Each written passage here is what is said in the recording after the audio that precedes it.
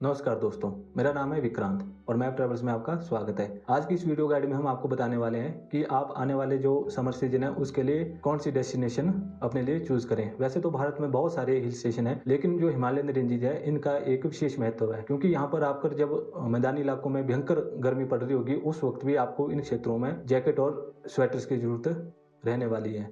और कई तो मैं आपको ऐसी जगहें भी बताऊंगा जहाँ पे आपको बर्फ भी देखने को मिल जाएगी इवन इन जून महीने में भी। तो पहले हम भारत की एक जियोग्राफी को समझ लेते हैं कि कौन कौन से ऐसी स्टेट्स हैं जहां पर आप इन गर्मियों में छुट्टियां मनाने के लिए आ सकते हैं। तो सबसे अगर हम नॉर्थन पार्ट से शुरू करें तो यहाँ पर आता है जम्मू कश्मीर और लद्दाख, हिमाचल, उत्तराखंड। और फिर अगर हम ईस्ट की साइड को जाएं तो वहाँ पे सिक्किम और अरुणाचल प्रदेश। इसके अलावा भी और हिल स्टेशन है, लेकिन ये ऐसी डेस्टिनेशन है जहाँ पे आपका जो मैक्सिमम टेम्परेचर है वो 25 से 30 डिग्री के आसपास रहता है गर्मियों में भी। तो दोस्तों सबसे पहले बात करते हैं अरुणाचल प्रदेश की। अरुणाचल प्रदेश भारत का एक ऐसा राज्य है, यहाँ आने के लिए आपको परमिशन लेनी पड़ती है, पर डोंट वरी, ये आपको इजीली मिल जाती है ऑनलाइन और ऑफलाइन दोनों ही माध्यमों से। गर्मियों में बर्फ के लिए ज्यादा फेमस ये जगह नहीं है, पर फिर भी अगर आप अर्ली समर में आते हैं तो आपको यहाँ पर बर्फ देखने को मिल जाएगी, जैसे कि मिड मई तक। बाकी बर्फ कितनी होती है ये डिपेंड करता है कि विंटर सीजन कैसा रहा है, पर एक बार अगर आप यहाँ पर किसी ट्रैवल एजेंट से पूछ लें लोकल से, उससे आप ये चीजें कंफर्म कर सकते हैं। यहाँ पर बेसिकली दो जोन है जिन्हें आप घूम सकते हैं, एक है वेस्ट और एक है ईस्ट।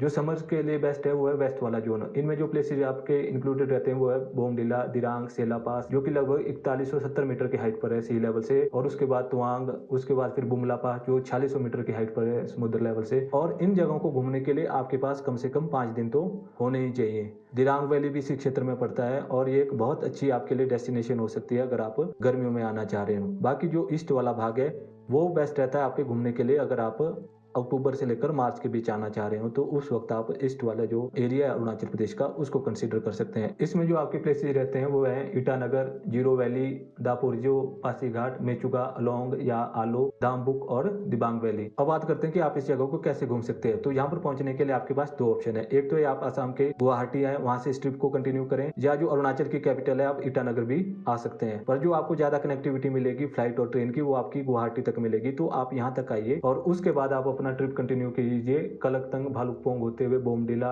उसके बाद सेला पास, सेला लेक, तवांग और बुमला पास। इस तरह से आप इस पूरे सर्किट को कर सकते हैं। आपकी स्क्रीन पर मैप पे शो हो रहा होगा। तो ये जो टोटल आपका डिस्टेंस रहता है, जो जर्नी रहती है वो रहती है लगभग 1200 किलोमीटर गुवाहाटी से टोटल। तो 5-6 दिनों में आप इसको इजिली कर सकते हो। बाकी जो दूसरा वाला रीजन है, ईस्ट वाला रीजन है अरुणाचल का, उसको आप ईटानगर से कर सकते हो। और ईटानगर में आप नाहरलागुन एक रेलवे स्टेशन है वहां पर आ सकते हैं, ये 30 किलोमीटर है लगभग ईटानगर से। बाकी इस बारे में ज्यादा बात तब करेंगे जब हम अरुणाचल प्रदेश की एक डेडिकेटेड वीडियो बनाएंगे। इसके बाद की जो हमारी अगली स्टेट है वो है सिक्किम। वैसे तो पूरा का पूरा सिक्किम ही घूमने के लिए परफेक्ट है, लेकिन जो इसका नॉर्थ वाला रीजन है वो ज्यादा अच्छा है गर्मियों में घूमने के लिए, क्योंकि यहाँ पर आपको बर्फ से लदे हुए पहाड़ भी देखने को मिल जाएंगे और यहाँ का टेम्परेचर भी ज्यादा नहीं रहता।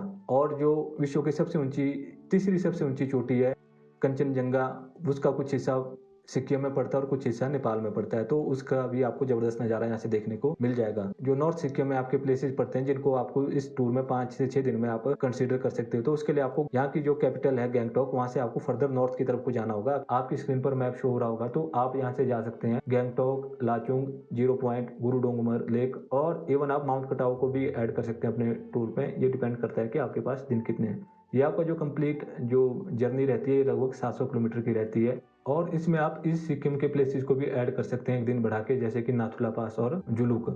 और अगर आप न्यू जलपाईगुड़ी या बागडोगरा इंटरनेशनल एयरपोर्ट से यहाँ आ रहे हो तो आप इनको आते वक्त या जाते वक्त भी अपने ट्रिप में ऐड कर सकते हो। और गैंगटोक के बेस्ट में है रामंगला पेलिंग, जो कि एक जबरदस्त हिल स्टेशन है गैंगटोक के बाद, युकसुम, खिचियो पलरी लेक, इनको भी आप घूम सकते हैं। और अगर आप चाहो तो जो पश्चिम बंगाल का एक हिल स्टेशन है दार्जिलिंग, उसको भी आप अपने इस ट्रिप में इंक्लूड कर सकते हो। तो अब बात करते हैं कि यहाँ पर आप किस तरह से पहुंच सकते हैं। यहाँ पर एक एयरपोर्ट है पक्योंग एयरपोर्ट, जो कि यहाँ की कैपिटल में ही है, पर यहाँ के लिए फ्लाइट मिलना मुश्किल है। बाकी नजदीक में बागडोगरा इंटरनेशनल एयरपोर्ट है, यहाँ से लगभग 120 किलोमीटर है, वहाँ के लिए आपको इजिली फ्लाइट मिल जाएगी। और उस एयरपोर्ट के 20 किलोमीटर दूर पर है न्यू जलपाईगुड़ी रेलवे स्टेशन, आप वहाँ पर ट्रेन के माध्यम से इजिली पहुंच सकते हो और वहाँ से आप अपना ये ट्रिप कंटिन्यू कर सकते हो गैंगटॉक के लिए। इसमें आपके 3 से 4 घंटे लगने वाले हैं। तो जब आप गैंगटॉक की तरफ आएंगे तो उस वक्त ही आप नाथुला पास और जुलूक को अपने ट्रिप में इंक्लूड कर सकते हो, और इवन दार्जिलिंग को भी उसी दौरान आप इंक्लूड कर सकते हो। आपकी स्क्रीन पर एक मैप शो हो रहा होगा तो आपको एक आइडिया लग जाएगा। अगर आप सिक्किम जाने का प्लान कर रहे हैं गर्मियों में तो आप नॉर्थ सिक्किम को चूज कर सकते हैं अपने ट्रिप के लिए। जो नॉर्थ सिक्किम है उसको घूमने का बेस्ट टाइम है आपका मार्च से लेकर जून तक। लेकिन जो आपका ईस्ट और वेस्ट सिक्किम है उसको आप अक्टूबर से लेकर मार्च के बीच में घूम सकते हो, क्योंकि बाकी इस बारे में हम आपको ज़्यादा इन्फॉर्मेशन तब देंगे जब हम सिक्किम के लिए एक डेडिकेटेड वीडियो प्लान करने जा रहे हैं, तो उसमें आपको इसकी ज़्यादा जानकारी मिल जाएगी सिक्किम से रिलेटेड। और अगली जो स्टेट है जहाँ के लिए आप अपना ट्रिप प्लान कर सकते हो उन गर्मियों में, वो है उत्तराखंड। और यहाँ पर सबसे ज़्यादा टूरिस्ट जाता है हर साल, क्योंकि यहाँ पर आपको हर तरह का टूरिस्ट आपको यहाँ पर मिल जाएगा, चाहे वो आध्यात्मिक टूरिज्म हो, चाहे स्पिरिचुअल टूरिज्म हो, चाहे कैजुअल टूरिज्म हो, चाहे एडवेंचर टूरिज्म हो। तो उत्तराखंड में सबके लिए कुछ ना कुछ है। यहाँ की 4 धाम यात्रा तो आपने सुनी होगी, बद्रीनाथ यहाँ पे है, केदारनाथ यहाँ पे है, ऋषिकेश यहाँ पे है, हरिद्वार यहाँ पे है। तो ये एक बिल्कुल परफेक्ट जगह है अगर आप अपना गर्मियों का प्लान कर रहे हो। और यहाँ पर आपको पूरा, अगर आपको उत्तराखंड घूमना है तो उसके लिए आपको कम से कम 18 से 20 दिन चाहिए। पर उत्तराखंड को हमने 3 भागों में डिवाइड किया है, जो प्रशासनिक तौर पर है उस पर भी 3 ही भागों में डिवाइड किया गया उत्तराखंड को। एक है आपका वेस्ट वाला हिस्सा जिसे कि गढ़वाल रीजन कहा जाता है, एक है बीच वाला हिस्सा, सेंटर वाला हिस्सा, इसे गैरसैंण रीजन कहा जाता है, और एक है ईस्ट वाला हिस्सा जिसे कुमाऊं रीजन कहा जाता है। इसमें जो आपका वेस्ट वाला रीजन है उसमें आपके जो जगहें पड़ती हैं वो है हरिद्वार, ऋषिकेश, देहरादून, धनौल्टी, मसूरी, चक्राता, नागटिब्बा, बड़कोट, यमुनोत्री, उत्तरकाशी, हर्षिल। और जो मिडिल वाला हिस्सा है उसमें पड़ता है आपका खिरसू, रुद्रप्रयाग, गुप्तकाशी, केदारनाथ, चोपटा जिसे कि मिनी स्विट्जरलैंड के नाम से भी जाना जाता है, औली, जोशीमठ और बद्रीनाथ। और जो ईस्ट वाली साइड है उसमें आपका पड़ता है कसौनी, रानीखेत, मुनस्यारी, मुक्तेश्वर, भीमताल, सत्ताल, नैनीताल और जिम कॉर्बेट। अब मैप की हेल्प से आपको पूरा आइडिया लग गया होगा कि उत्तराखंड में कौन कौन सी डेस्टिनेशन है घूमने के लिए। तो आप इन सबको तो कंसीडर नहीं कर सकते हो। एक तो ये ऑप्शन है आपके पास कि आप यहाँ की 4 धाम की यात्रा करें, जैसे कि केदारनाथ, बद्रीनाथ, यमुनोत्री, गंगोत्री, उत्तरकाशी, रुद्रप्रयाग, देवप्रयाग। तो एक तो आप इनको मिला के एक टूर अपना ले सकते हो अगर आप आध्यात्मिक उसे आना चाह रहे हैं यहाँ पे। और आप अपने दिनों की उपलब्धता के आधार पर यहाँ पर अपने लिए कोई भी ट्रिप चूज कर सकते हो। जैसे कि वेस्ट वाला जो आपका उत्तराखंड का भाग है उसमें आपका पड़ता है हरिद्वार, ऋषिकेश, धनौल्टी, मसूरी, चक्राता। इनको लेकर आप एक अपना टूर पैकेज प्लान कर सकते हो 5 से 6 दिन का, या 1-2 दिन इसमें और ऐड करके आप हर्षिल और उत्तरकाशी को भी ऐड कर सकते हो अपने ट्रिप में। और जो सेंटर वाला रीजन है इसमें आपका पड़ता है औली, चोपटा, जोशीमठ, बद्रीनाथ। तो इन जगहों को लेकर भी आप अपना एक ट्रिप बना सकते हैं 5 से 6 दिन का। बाकी जगहों की जानकारी आपकी स्क्रीन पर होगी कि सराउंडिंग में कौन कौन सी जगह है, तो आप अपने दिनों के हिसाब से उपलब्धता के आधार पर अपने लिए ट्रिप प्लान कर सकते हो। और जो ईस्ट वाला एरिया है उत्तराखंड का वो आप कर सकते हो नैनीताल से। आप नैनीताल को घूम सकते हो, उसके साथ आप जिम कॉर्बेट को अपने टूर में इंक्लूड कर सकते हो, आप इवन कसौनी को या मुनस्यारी को भी अपने ट्रिप में इंक्लूड कर सकते हो, मुक्तेश्वर को कर सकते हो। तो ये सारा डिपेंड करता है कि आपके पास कितने दिन है। आप किसी एक जगह के लिए यहाँ के लिए वीकेंड ट्रिप भी प्लान कर सकते हो, जैसे औली के लिए कर लिया, या मुनस्यारी के लिए कर लिया, या जिम कॉर्बेट और नैनीताल के लिए कर लिया, या चोपटा के लिए कर लिया, हर्षिल के लिए कर लिया, चक्राता के लिए कर लिया। तो ये टोटली आपके ऊपर डिपेंड करता है कि आपने कहाँ आना है। ये सारी की सारी जगह गर्मियों में घूमने के लिए परफेक्ट है। हाँ, ये जरूर है उत्तराखंड में आपको गर्मियों के बीच में बर्फ देखने को नहीं मिलेगी, पर ये एक परफेक्ट डेस्टिनेशन है अगर आप गर्मियों में आना चाह रहे हो।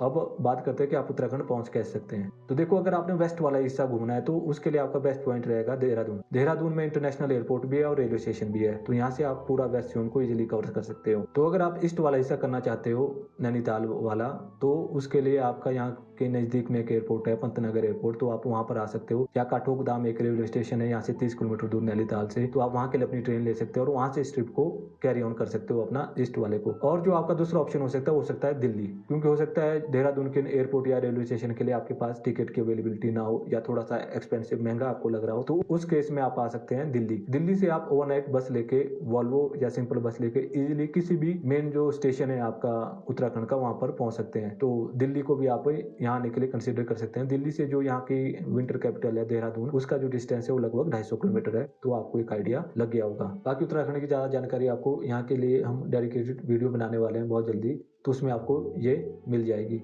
और अगली जो जगह है जिसको आप कंसीडर कर सकते हो इस गर्मियों में घूमने के लिए, वो है हिमाचल। वैसे तो पूरा का पूरा हिमाचल ही घूमने के लिए परफेक्ट है, और यहाँ की एक अच्छी बात यह है कि यहाँ पर आपको गर्मियों में भी, इवन जून जुलाई में भी आपको बर्फ देखने को मिल जाएगी। और अगर आप सितंबर अक्टूबर में भी आते हैं तभी आपको यहाँ पर बर्फ देखने को मिल जाएगी। और अगर हम हिमाचल की जियोग्राफी का समझने का प्रयास करें तो यहाँ पर बेसिकली 3 हिस्सों में हमने इसको डिवाइड किया ताकि आपको समझने में आसानी हो। एक है ट्राइबल रीजन, उसमें आपका पड़ता है किन्नौर वैली, स्पीति वैली और पांगी वैली का कुछ एक हिस्सा। ये वाला जो हिस्सा है ये लगभग साल के 4 महीने तो लगभग बंद ही रहता है, बाकी 8 महीने ये ओपन रहता है। बाकी डिपेंड करता है कि बर्फ किस तरह की है, उस पे निर्भर रहता है। और इसके दूसरा जो सर्किट है वो है धौलाधार सर्किट। इसमें आपका पड़ता है धर्मशाला, डलहौजी, चंबा और साचपाच। साचपाच भी एक ऐसी जगह है जहाँ पर आपको सारा साल बर्फ देखने को मिल जाएगी। ये डलहौजी से लगभग 150 किलोमीटर है। और उसके बाद जो तीसरा हमारा रीजन पड़ता है वो पड़ता है शिमला मनाली का रीजन। इसमें आपका कसौल भी है, जीबी वैली भी है, तीर्थन वैली भी है, चायल भी है, कसौली भी है। तो ये जितना भी एरिया पड़ता है ये हमने इसी सर्किट में रखा है। और सबसे ज्यादा जो लोग घूमने आते हैं वो इसी जगह को घूमने आते हैं। तो आप यहाँ के लिए जैसे कि एक शिमला मनाली का ट्रिप ले सकते हैं 5 से 6 दिन का,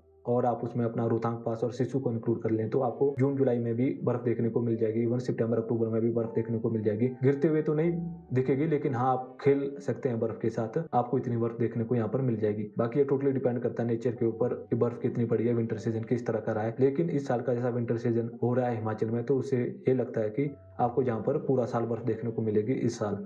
बाकी अगर आपके पास दिन कम है तो आप मनाली का एक शॉर्ट ट्रिप ले सकते हैं। इसमें आप अपने ट्रिप में रोहतांग पास को ऐड कर लें तो आप बर्फ देख सकते हैं, या आप धर्मशाला डलहौजी के साथ साच पास को इंक्लूड कर लें, वहाँ पर भी आपको बर्फ देखने को मिल जाएगी।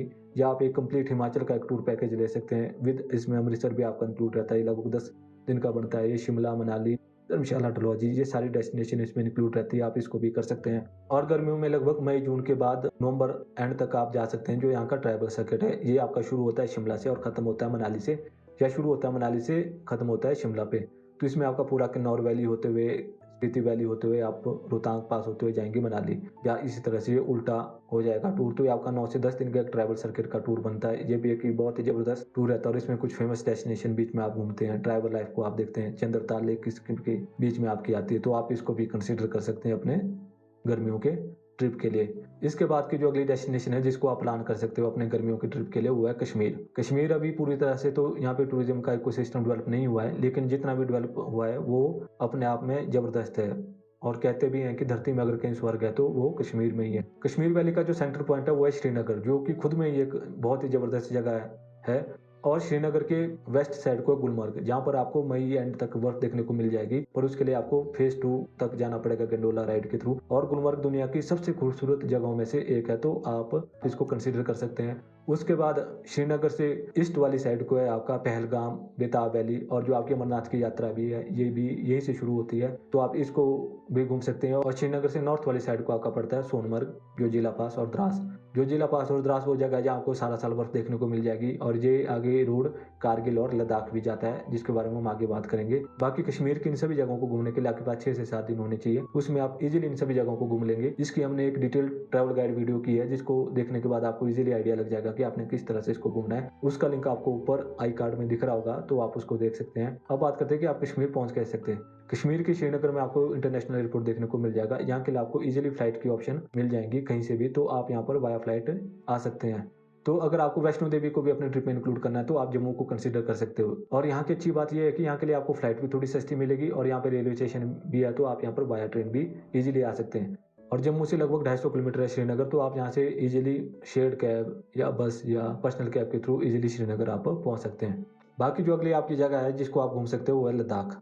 लद्दाख एकमात्र ऐसी जगह है भारत की जहाँ पर आप बरसात के मौसम में भी आ सकते हो, और यहाँ पर भी आपको सारा साल बर्फ देखने को मिल जाएगी यहाँ पे खारदुंगला पास में। और यहाँ को घूमने के लिए आपके पास 2 ऑप्शन हो सकते हैं। एक हो सकता है कि आप एक बाइक ट्रिप लें, जो यहाँ का एक फेमस ट्रिप होता है जो शुरू होता है मनाली से और खत्म होता है श्रीनगर पे, या श्रीनगर से शुरू होकर जो मनाली पे खत्म होता है। ये लगभग आपकी 2500 किलोमीटर की जर्नी रहती है। बाकी एक दूसरा ऑप्शन ये है कि आप यहाँ पर वाया फ्लाइट है डायरेक्ट ले, और ले से आप अपना इस टूर को करें। ले सिटी से आपके नॉर्थ की तरफ को है खारदुंगला पास, नुब्रा वैली, हुंडर, दीक्षित इत्यादि, तो आप इनको कंसिडर कर सकते हैं। नॉर्थ की साइड को अगर आपने जाना है 1 या 2 दिन में आप इनको घूम सकते हैं। उसके बाद ले से वेस्ट की तरफ को है मैग्नेटिक हिल, आपने नाम भी सुना होगा, और यही रोड आगे फर्दर आपका मिलता है कारगिल और द्रास, सोनमर्ग और श्रीनगर में। और ले से ईस्ट और साउथ की तरफ को है मनाली, तो इसमें आपके पड़ती है पेंगोंग लेक, तसोक मोरनी लेक, तसोकर लेक को आपको मैप के माध्यम से एक अंडरस्टैंडिंग मिल गई होगी कि आप इनको किस तरह से घूम सकते हैं। तो लद्दाख का भी हमने एक ट्रैवल गाइड वीडियो किया, वो भी आपको ऊपर आई कार्ड में दिख रहा होगा, तो आप उससे एक आइडिया ले लेंगे। बाकी अगर आप बाइक ट्रिप करना चाहते हैं तो वो आप चंडीगढ़ या मनाली से कर सकते हैं।